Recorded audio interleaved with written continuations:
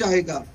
अगर हमको ध्यान हो यूक्रेन और रूस का, तो वहां पर पूरे यूरोप और बिल्कुल। अमेरिका ने कर्नल साहब, एक सेकंड के लिए आपको रोकना चाहूंगा। यहाँ पर बड़ी खबर मिल रही है हरियाणा के कई शहरों में, सिरसा में, अंबाला में। आपको बता दें कि कई जगहों पर यहाँ पर पूरी तरीके से हिसार में, सिरसा में ब्लैकआउट कर दिया गया है। तो जाहिर सी बात है कि मैं बार बार कह रहा हूँ अपने दर्शकों को कि जो परिस्थिति कल रात को थी, जो परिस्थिति परसों रात को थी, उसी तरह की परिस्थिति बनाने की कोशिश एक बार फिर से पाकिस्तान की तरफ से की गई है। हित अहित, कारोबारी रिश्ते जो भी रहे हो चीन और पाकिस्तान के, लेकिन जब जंग शुरू हो जाती है तो ये सारी बातें बेमानी हो जाती हैं।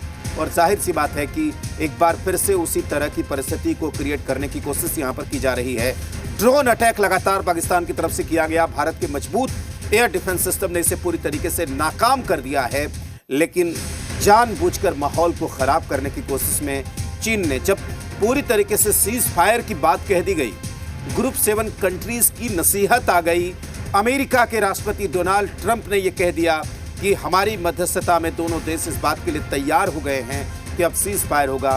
उसके बाद जब पाकिस्तान की तरफ से गोलियां चलने लगी, जब पाकिस्तान ने सीज फायर का उल्लंघन कर दिया, तो उसी वक्त ये साबित हो गया था, उसी वक्त ये तय हो गया था कि पाकिस्तान ये किसी की शह पे कर रहा है।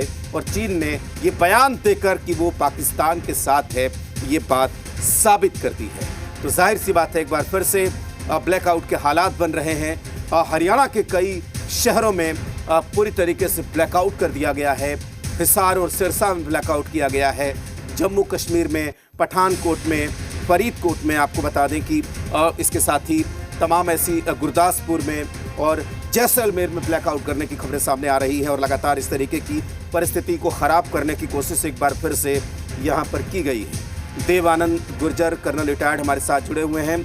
सर, ये जो परिस्थिति के बीच में जो सब कुछ ठंडा पड़ने के बाद जो चीन कूदा है, जाहिर सी बात है उसके जो भी व्यापारिक हित रहे हों, क्या बढ़ी हुई ताकत से चीन अवगत नहीं है? जबकि हमारी कई बार उससे आमने सामने की टक्कर हुई है आबादी में, और कई मामलों में हम उससे आगे हैं। कर्नल साहब,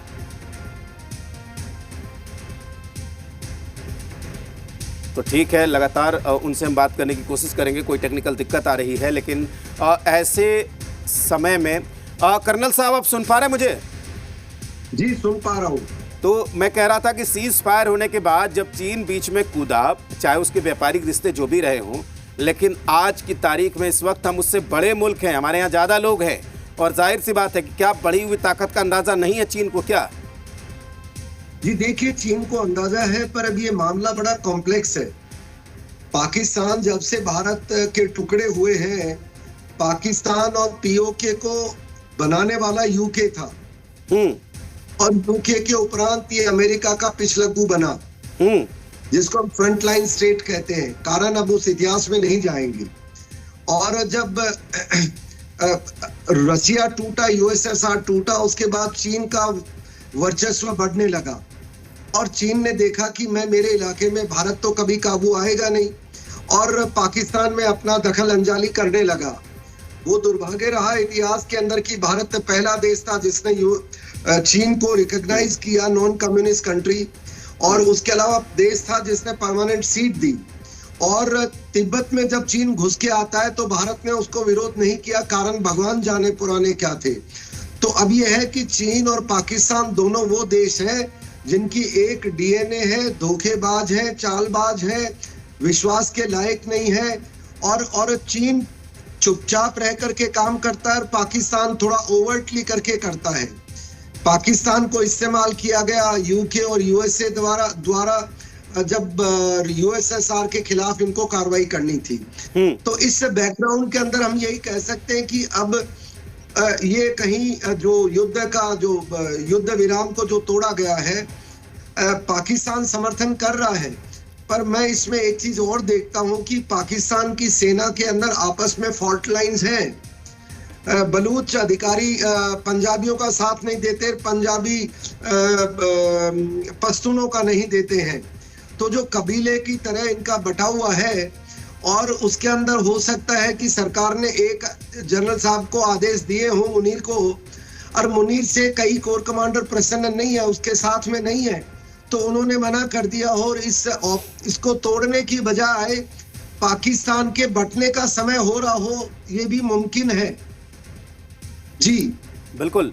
कर्नल साहब, ये सब हर आदमी यही अंदाजा लगा रहा था कि सरकार जिस तरीके से आर्मी की कठपुतली बनी हुई है पाकिस्तान में, तो हो सकता है कि आर्मी ने सरकार की बात मानने से इनकार कर दिया हो और आर्मी वहां पर तख्ता पलट करने की कोशिश में जुटी हुई हो।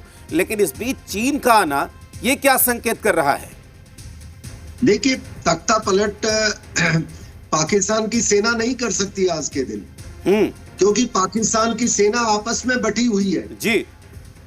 और ओपनली उनके लोगों को भी पता लग गया कि ये जिहादियों को जब जनाजे में जाते हैं तो ये सेना की चाल है। धीरे धीरे पाकिस्तान में भी सेना का विरोध शुरू हो चुका है। एक तरफ इमरान खान के समर्थक सड़क पे आ गए और इमरान खान भी अभी अपनी कुछ चाल चल रहा होगा। बलूचों ने पाकिस्तान आर्मी को अपने इलाके से मार मार के भगा दिया है। टीपीपी ने भी हमले कल चालू कर दिए बताए। तो ये जो पूरा घटना चक्र दिखाई दे रहा है और उसके अंदर चीन का बहती गंगा में हाथ धोने का बहुत अच्छा मौका है साहब, क्योंकि उसको सामने भी नहीं आना पड़ा। अब वो कह रहा है मैं पाकिस्तान के साथ हूं, तो किस चीज के लिए साथ है वो तो पाकिस्तान ने उनको क्या बोला है वो तो वो जाने। और जब भारत से बात होगी तो पता लगेगा, क्योंकि चीन भारत से युद्ध नहीं कर सकता साहब। वो जानता है कि पाकिस्तान पीओके, पाकिस्तान के पास या पाकिस्तान का जीवन बहुत छोटा है और वो अभी भी अपनी वर्ल्ड शक्ति बनने की तरफ देख रहा है। तो जब भारत के कब्जे में आ जाएगा तो भारत से बात करने के प्रयास करेगा वो। पर जो नीचे बलूचिस्तान में हो रहा है, क्योंकि बलूचिस्तान का जो अमेरिका एंगल है, कुछ खबरों के हिसाब से कि बलूचिस्तान अमेरिका चाहता है और एक कुछ खबरें थी कि पाकिस्तान की सरकार ने अमेरिका को वादा भी कर दिया था। तो चीन अपने आप को लूटा हुआ महसूस कर रहा है और उसी के फलस्वरूप चीन अब अपनी आखिरी कोशिश कर रहा है, ऐसा हो सकता है। बिल्कुल कर्नल साहब, जाहिर सी बात है कि जिस तरीके से आपको थोड़ा पीछे ले जाना चाहेंगे, जिस तरीके से डोनाल्ड ट्रंप अमेरिका के राष्ट्रपति हुए और उसके बाद जो टैरिफ वार दुनिया के बीच में शुरू हुई, खासकर चीन और अमेरिका के बीच में, क्या भारत पाकिस्तान के जो मौजूदा हालात बने हुए हैं, क्या यहाँ पर भी उसका असर देखने को मिल रहा है? देखिए, टैरिफ वॉर हो, चाहे एक्चुअल वॉर हो, चाहे इकोनॉमिक वॉर हो, चाहे साइबर वॉर, कोई भी लड़ाई झगड़ा हो, तो जो ये इस तरह की जो ताकतें हैं वो एक दूसरे को नीचे दिखाने में कोई कसर नहीं छोड़ते और खुद लड़ते नहीं है कभी। और उस